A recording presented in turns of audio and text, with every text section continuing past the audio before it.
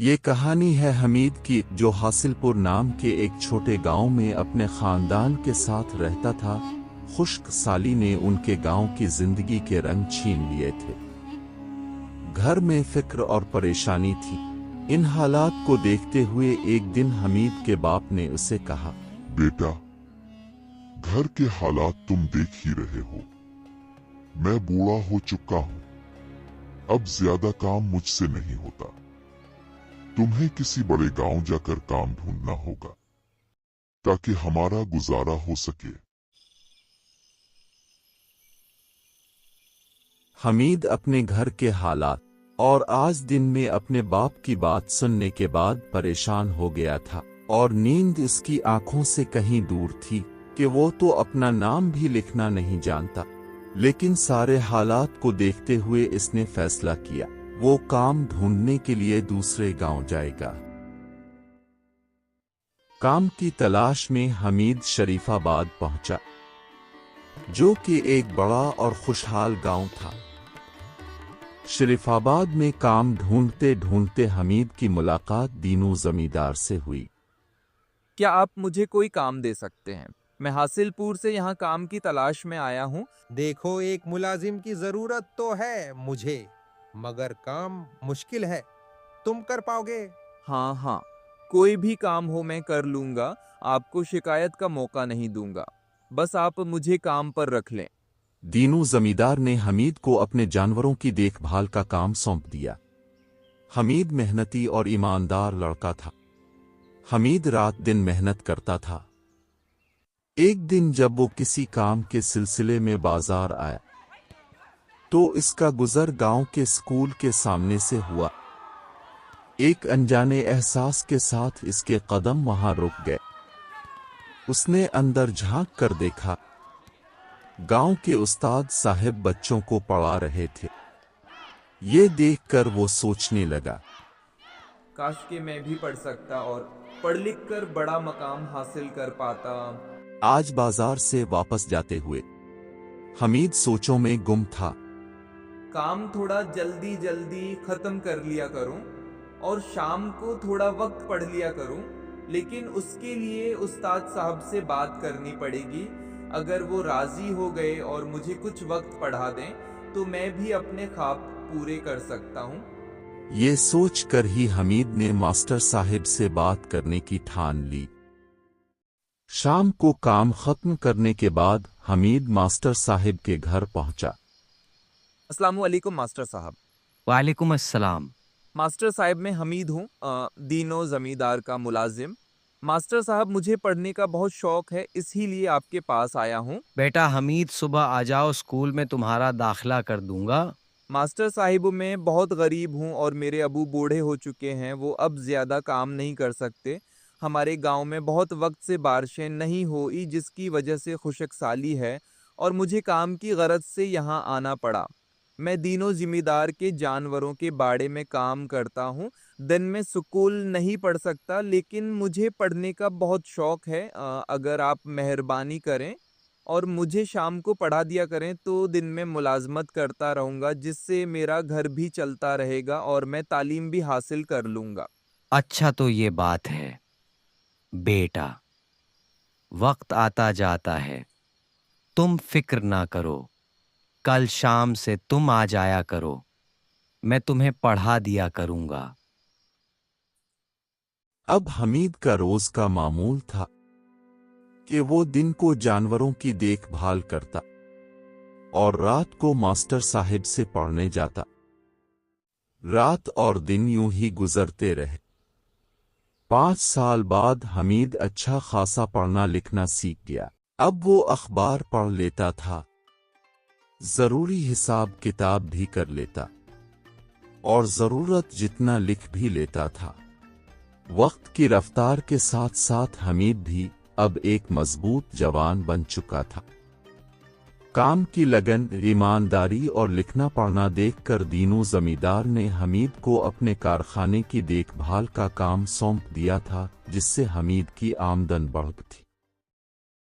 इसी दौरान शरीफाबाद में आए दिन किसी न किसी घर में चोरी हो जाती थी। इन अचानक शुरू होने वाली चोरियों से जहां सारा गांव परेशान था, वहां हमीद भी कश्मकश में था। उसने सालों से मेहनत कर कर के कुछ रकम बचा बचा के जमा की थी, जो उसके काम पर जाने के बाद कोई भी उसकी गैर मौजूदगी में घर से चोरी कर सकता था। आखिर हमीद को एक हल समझ आया और उसने ये सोचकर मास्टर साहिब के घर की ली। और बेटा हमीद, क्या हाल है? काम धाम अच्छा चल रहा है ना? जी मास्टर जी, सब अच्छा चल रहा है। मास्टर जी, मैं एक काम के सिलसिले में हाजिर हुआ था। हाँ बेटा, बोलो बोलो, क्या काम है? मास्टर जी, मैं आज तक जितनी भी इजरत पाई है उसमें से हर महीना अबू को खर्च की रकम भेजकर कुछ रकम इजाफी बचा लेता था। जो मैंने पाई पाई जोड़कर रखी है, पहले तो कोई डर नहीं था, मगर अब आज कल गांव के जो हालात हैं, जैसे आए दिन किसी ना किसी के यहाँ चोरी हो रही है, इन हालात में मैं सारा दिन कारखाने में होता हूँ। कहीं ऐसा ना हो किसी दिन मेरी खून पसीने की कमाई कोई ले जाए, इसीलिए आपके पास हाजिर हुआ हूं। आपने हमेशा मेरी मदद की है। अगर आप मुझे ना पढ़ाते तो मैं आज कारखाने का सरबराह नहीं होता। अगर आप मेरी रकम अपने पास रख लें तो मुझ पर बड़ा एहसान होगा। अरे तुम आज जहाँ हो अपनी मेहनत और लगन से हो। बेटा गांव के हालात की वजह से तो मैं भी परेशान हूँ। मेरे पास भी कुछ सोने के जेवर पड़े हैं। बेटा मैं तुम्हारी रकम तो अपने पास नहीं रख सकता, ये बहुत ज़मींदारी का काम है। मेरे लिए ऐसा करना मुश्किल है, मगर बेटा मैं तुम्हें उस परेशानी का एक हल बताता हूँ। अगर तुम्हें ठीक लगे तो कर लो।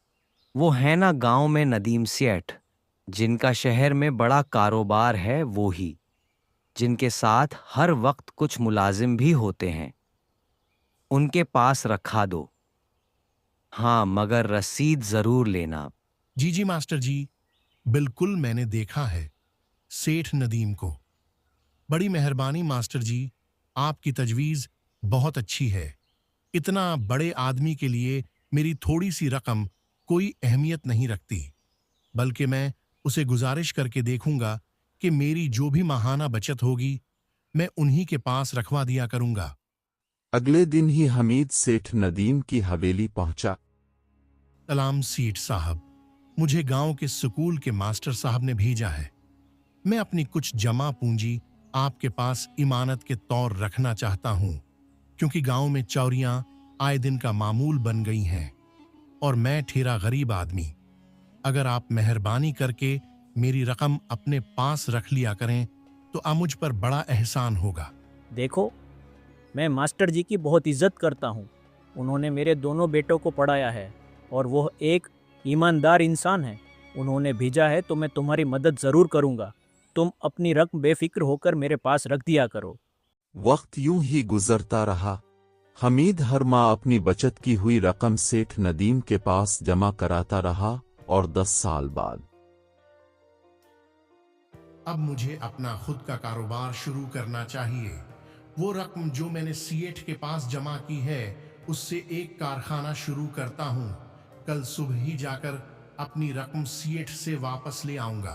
सीएठ जी, मैं अपना जाती कारखाना लगाने जा रहा हूँ, जिसकी वजह मुझे अपनी जमा शिधा रकम चाहिए है, जो मैंने आपके पास सालों से जमा की है। ये क्या पागल हो गया है?